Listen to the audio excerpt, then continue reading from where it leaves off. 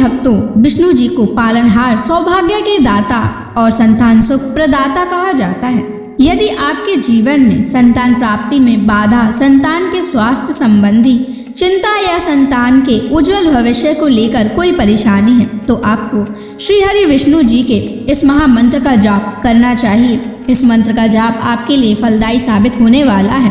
भगवान विष्णु की कृपा से संतान सुख प्राप्त होता है, संतान स्वस्थ है और दीर्घायु होती है और परिवार में खुशहाली बनी रहती है। अगर आप भी संतान प्राप्ति की कामना करते हैं तो आपको इस मंत्र का जाप जरूर करना चाहिए। इस मंत्र का आपको नियमित 108 बार जाप करने से आपके जीवन में आपको संतान की प्राप्ति हो जाएगी। आपके जीवन में संतान से जुड़ी कोई भी बाधा नहीं आएगी। इसलिए प्यारे भक्तों, विष्णु जी के इस महामंत्र का जाप अवश्य करें और नियमित 108 बार जाप करें।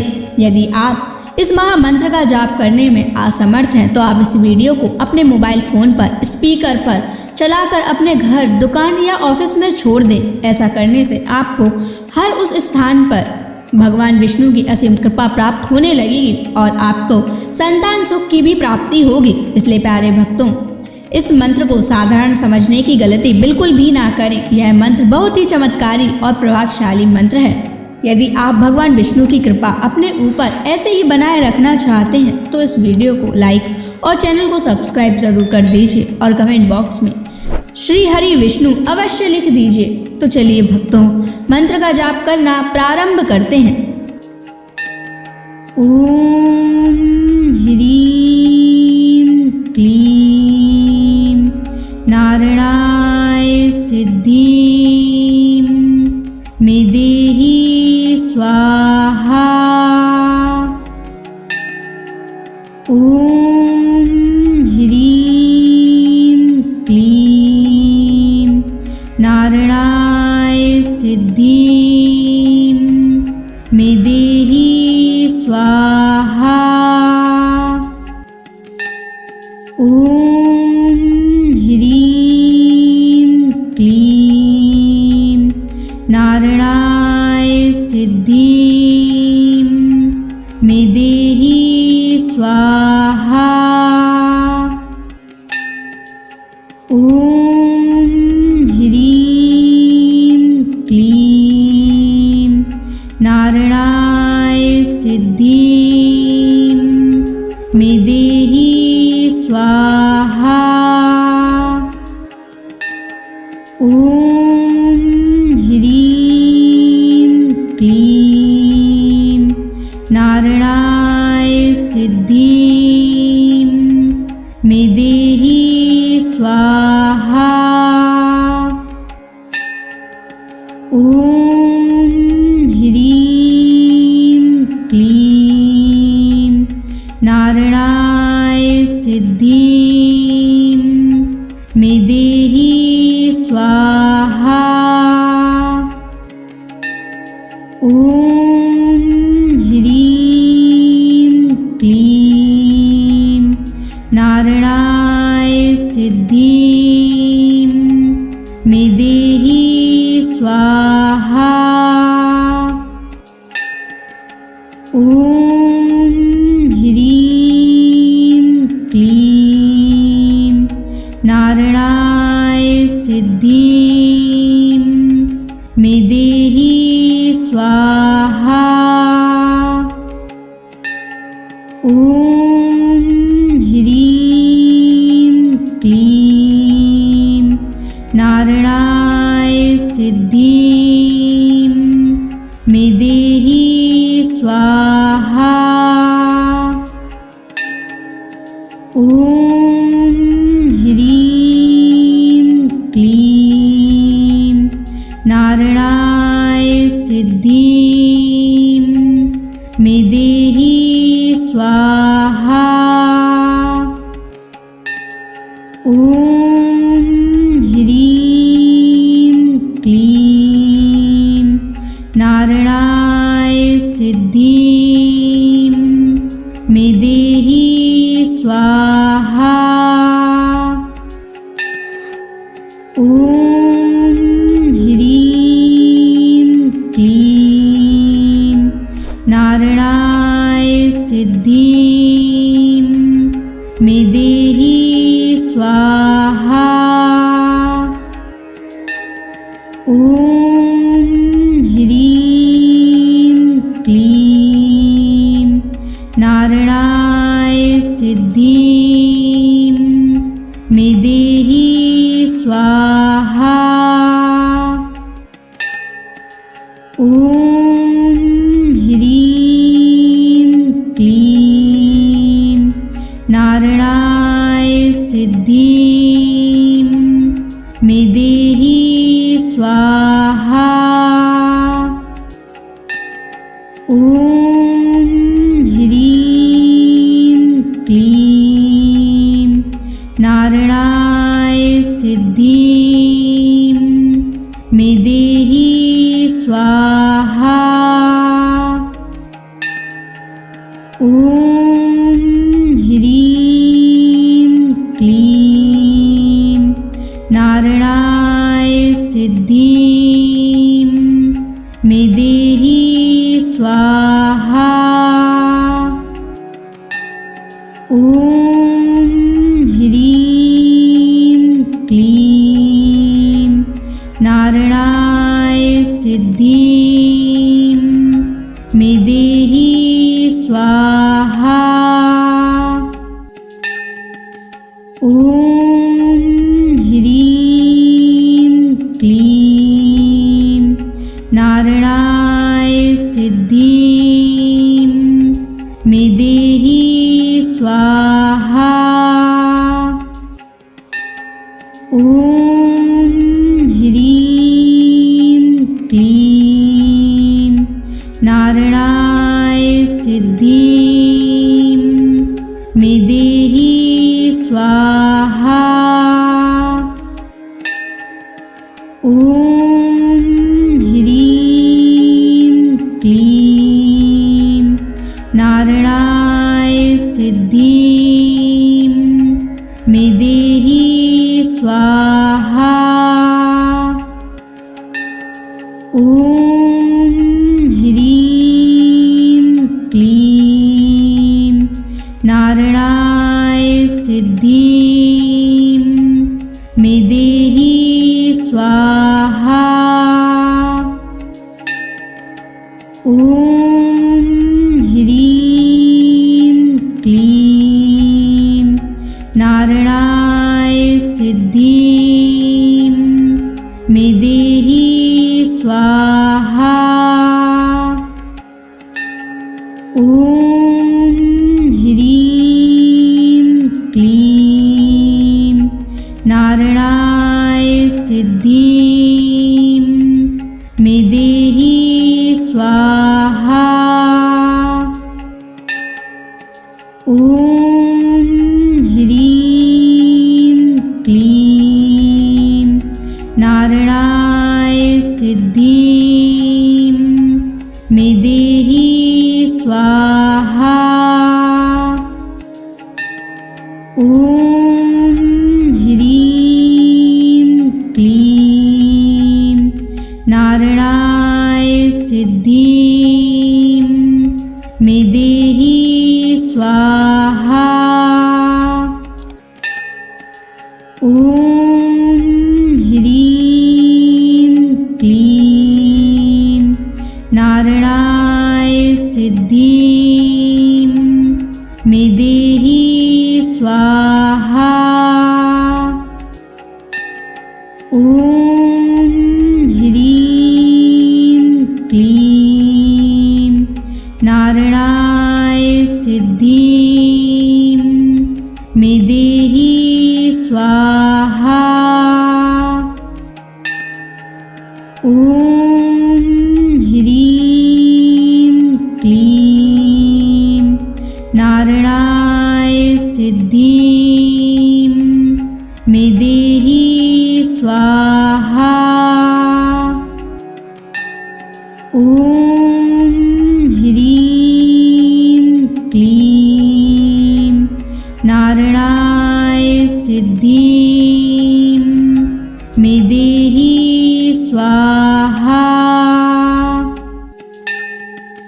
ॐ ह्रीं क्लीं नारायणाय सिद्धिं मे देहि स्वाहा।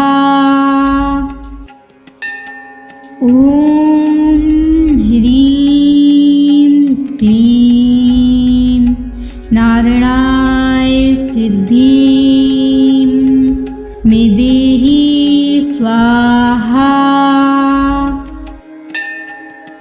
ॐ ह्रीं क्लीं नारायणाय सिद्धिं मे देहि स्वाहा। ॐ ह्रीं क्लीं नारायणाय सिद्धिं मे देहि स्वाहा। ॐ ह्रीं क्लीं नारायणाय सिद्धिं मे देहि स्वाहा। ॐ ह्रीं क्लीं नारायणाय सिद्धिं मे देहि स्वाहा। ॐ ह्रीं क्लीं नारायणाय सिद्धिं मे देहि स्वाहा। ॐ ह्रीं क्लीं नारायणाय सिद्धिं मे देहि स्वाहा। ॐ ह्रीं क्लीं नारायणाय सिद्धिं मे देहि स्वाहा। ॐ ह्रीं क्लीं नारायणाय सिद्धिं मे देहि स्वाहा। ॐ ह्रीं क्लीं नारायणाय सिद्धिं मे देहि स्वाहा। ॐ ह्रीं क्लीं नारायणाय सिद्धिं मे देहि स्वाहा। ॐ ह्रीं क्लीं नारायणाय सिद्धिं मे देहि स्वाहा। ॐ ह्रीं क्लीं नारायणाय सिद्धिं मे देहि स्वाहा।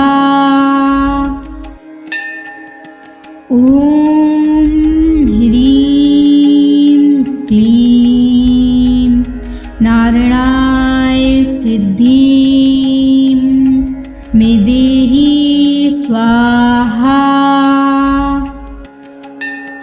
ॐ ह्रीं क्लीं नारायणाय सिद्धिं मे देहि स्वाहा। ॐ ह्रीं क्लीं नारायणाय सिद्धिं मे देहि स्वाहा।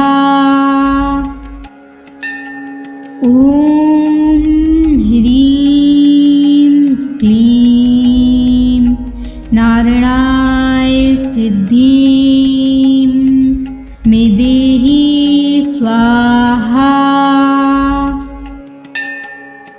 ॐ क्लीं नारायणाय सिद्धिं मे देहि स्वाहा। ॐ ह्रीं क्लीं नारायणाय सिद्धिं मे देहि स्वाहा। ॐ ह्रीं क्लीं नारायणाय सिद्धिं मे देहि स्वाहा। ॐ ह्रीं क्लीं नारायणाय सिद्धिं मे देहि स्वाहा। ॐ ह्रीं क्लीं नारायणाय सिद्धिं मे देहि स्वाहा। ॐ ह्रीं क्लीं नारायणाय सिद्धिं मे देहि स्वाहा। ॐ ह्रीं क्लीं नारायणाय सिद्धिं मे देहि स्वाहा। ॐ ह्रीं क्लीं नारायणाय सिद्धिं मे देहि स्वाहा। ॐ ह्रीं क्लीं नारायणाय सिद्धिं मे देहि स्वाहा। ॐ ह्रीं क्लीं नारायणाय सिद्धिं मे देहि स्वाहा। ॐ ह्रीं क्लीं नारायणाय सिद्धिं मे देहि स्वाहा। ॐ ह्रीं क्लीं नारायणाय सिद्धिं मे देहि स्वाहा। ॐ ह्रीं क्लीं नारायणाय सिद्धिं मे देहि स्वाहा। ॐ ह्रीं क्लीं नारायणाय सिद्धिं मे देहि स्वाहा। ॐ ह्रीं क्लीं नारायणाय सिद्धिं मे देहि स्वाहा। ॐ ह्रीं क्लीं नारायणाय सिद्धिं मे देहि स्वाहा। ॐ ह्रीं क्लीं नारायणाय सिद्धिं मे देहि स्वाहा। ॐ ह्रीं क्लीं नारायणाय सिद्धिं मे देहि स्वाहा। ॐ ह्रीं क्लीं नारायणाय सिद्धिं मे देहि स्वाहा। ॐ ह्रीं क्लीं नारायणाय सिद्धिं मे देहि स्वाहा।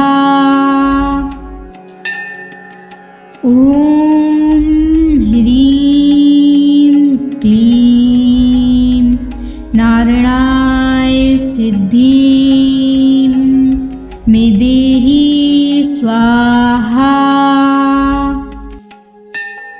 ॐ ह्रीं क्लीं नारायणाय सिद्धिं मे देहि स्वाहा। ॐ ह्रीं क्लीं नारायणाय सिद्धिं मे देहि स्वाहा। ॐ ह्रीं क्लीं नारायणाय सिद्धिं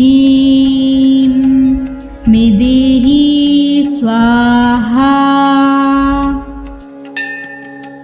ॐ ह्रीं क्लीं नारायणाय सिद्धिं मे देहि स्वाहा।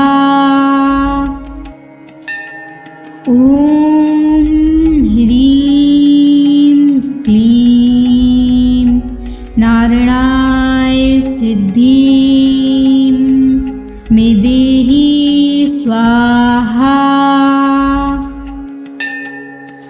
ॐ ह्रीं क्लीं नारायणाय सिद्धिं मे देहि स्वाहा। ॐ ह्रीं क्लीं नारायणाय सिद्धिं मे देहि स्वाहा।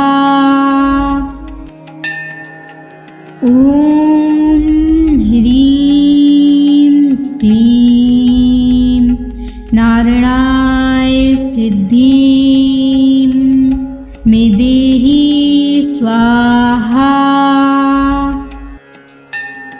ॐ ह्रीं क्लीं नारायणाय सिद्धिं मे देहि स्वाहा। ॐ ह्रीं क्लीं नारायणाय सिद्धिं मे देहि स्वाहा। ॐ ह्रीं क्लीं नारायणाय सिद्धिं मे देहि स्वाहा। ॐ ह्रीं क्लीं नारायणाय सिद्धिं मे देहि स्वाहा। ॐ ह्रीं क्लीं नारायणाय सिद्धिं मे देहि स्वाहा। ॐ ह्रीं क्लीं नारायणाय सिद्धिं मे देहि स्वाहा। ॐ ह्रीं क्लीं नारायणाय सिद्धिं मे स्वाहा। ॐ ह्रीं क्लीं नारायणाय सिद्धिं मे देहि स्वाहा। ॐ ह्रीं क्लीं नारायणाय सिद्धिं मे देहि स्वाहा। ॐ ह्रीं क्लीं नारायणाय सिद्धिं मे देहि स्वाहा। ॐ ह्रीं क्लीं नारायणाय सिद्धिं मे देहि स्वाहा। ॐ ह्रीं क्लीं नारायणाय सिद्धिं मे देहि स्वाहा। ॐ ह्रीं क्लीं नारायणाय सिद्धिं मे देहि स्वाहा। ॐ ह्रीं क्लीं नारायणाय सिद्धिं मे देहि स्वाहा। ॐ ह्रीं क्लीं नारायणाय सिद्धिं मे देहि स्वाहा। ॐ ह्रीं क्लीं नारायणाय सिद्धिं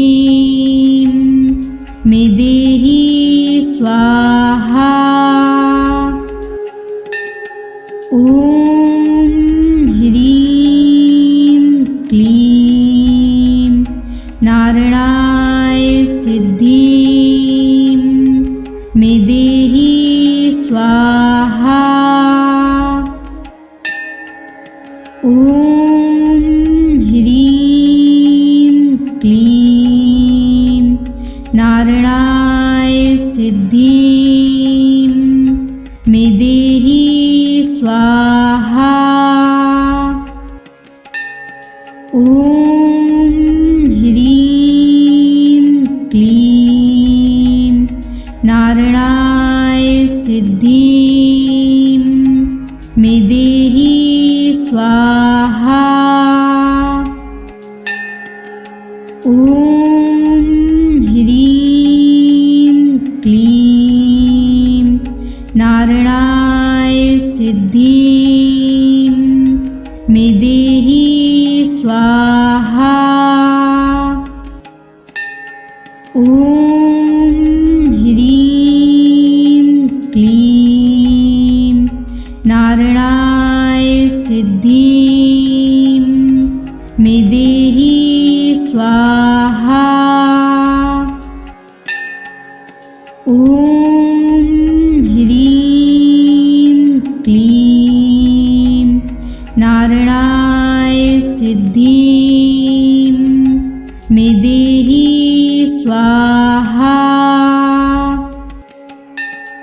ॐ ह्रीं क्लीं नारायणाय सिद्धिं मे देहि स्वाहा। ॐ ह्रीं क्लीं नारायणाय सिद्धिं मे देहि स्वाहा। ॐ ह्रीं क्लीं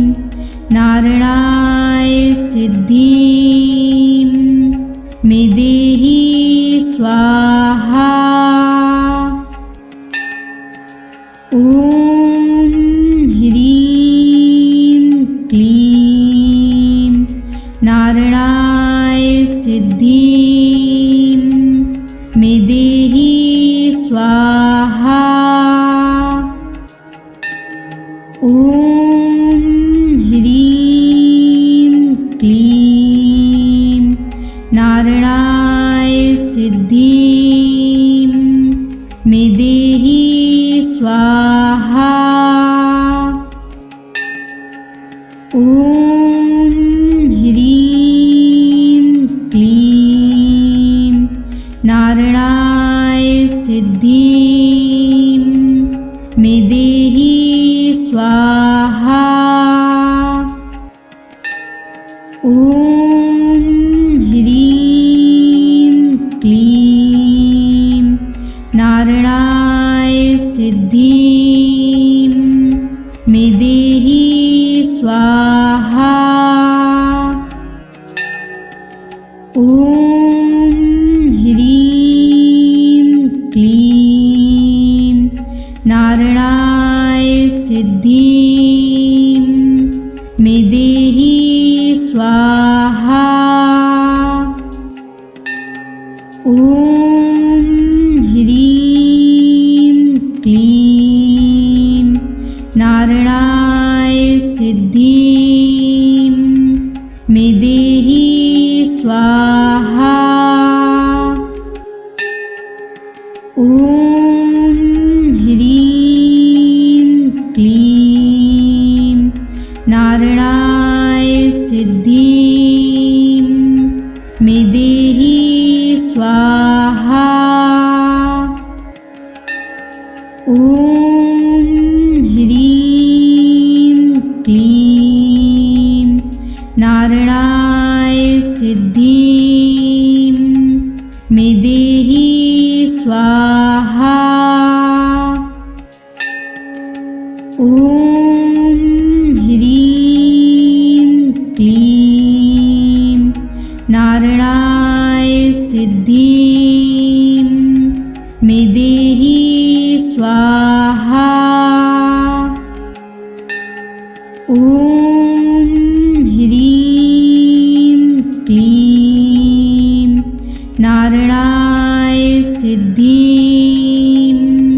मे देहि स्वाहा। ॐ ह्रीं क्लीं नारायणाय सिद्धिं मे देहि स्वाहा। ॐ ह्रीं क्लीं नारायणाय सिद्धिं मे देहि स्वाहा। ॐ ह्रीं क्लीं नारायणाय सिद्धिं मे देहि स्वाहा। ॐ ह्रीं क्लीं नारायणाय सिद्धिं मे देहि स्वाहा। ॐ ह्रीं क्लीं नारायणाय सिद्धिं मे देहि स्वाहा। ॐ ह्रीं क्लीं नारायणाय सिद्धिं मे देहि स्वाहा।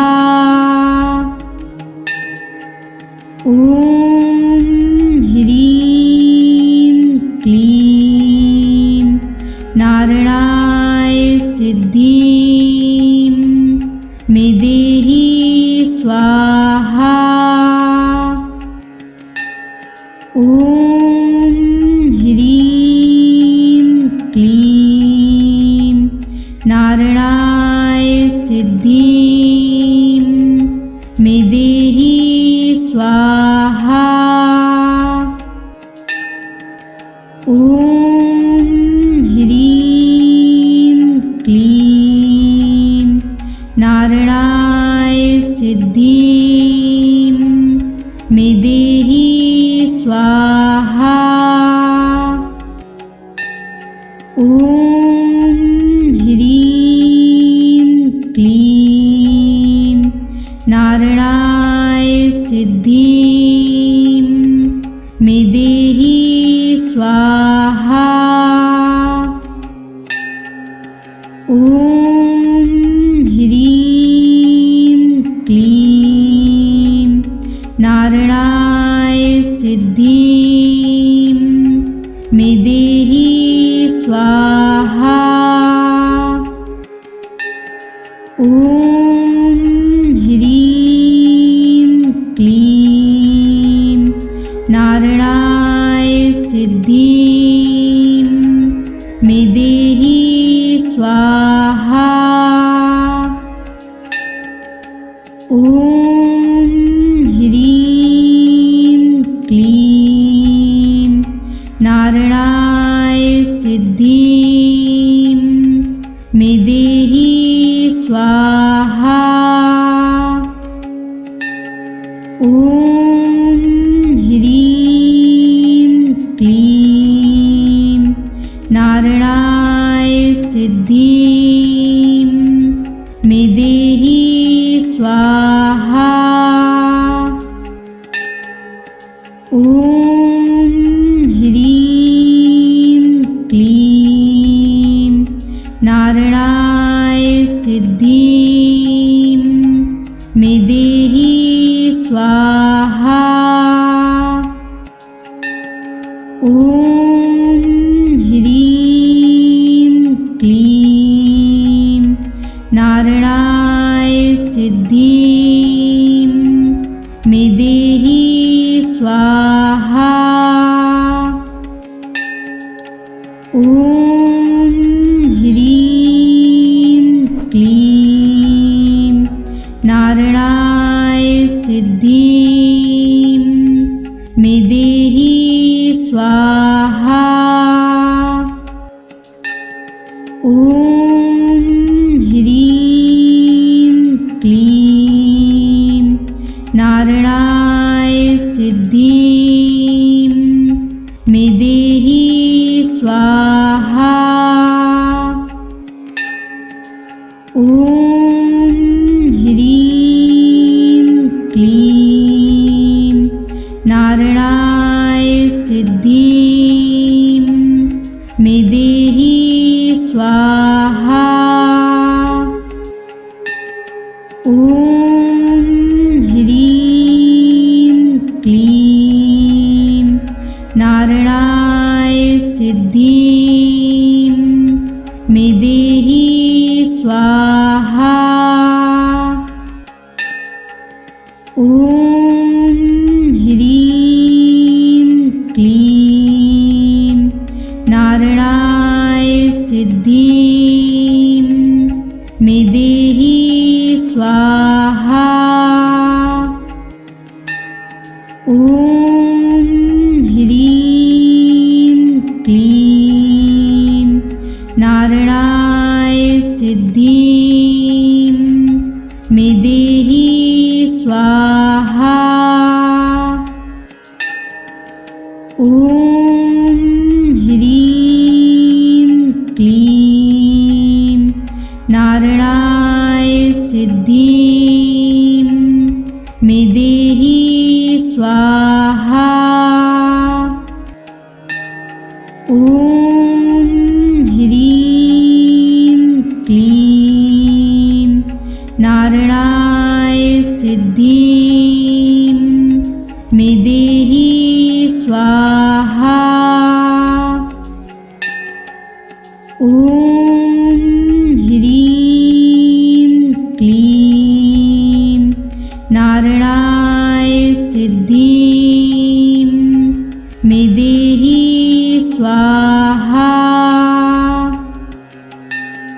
ॐ ह्रीं क्लीं नारायणाय सिद्धिं मे देहि स्वाहा।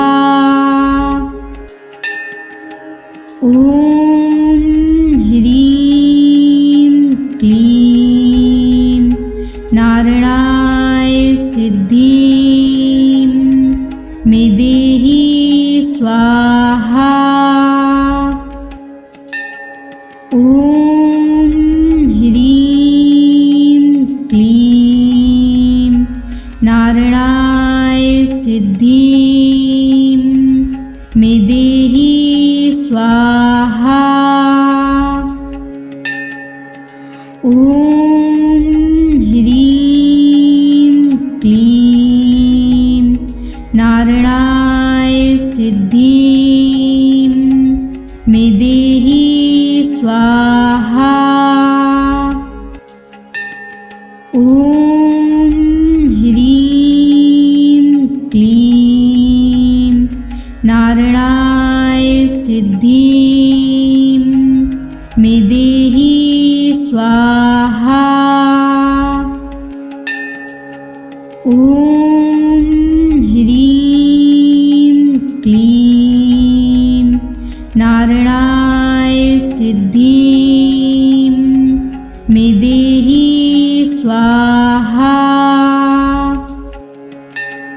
ॐ ह्रीं क्लीं नारायणाय सिद्धिं मे देहि स्वाहा। ॐ ह्रीं क्लीं नारायणाय सिद्धिं मे देहि स्वाहा।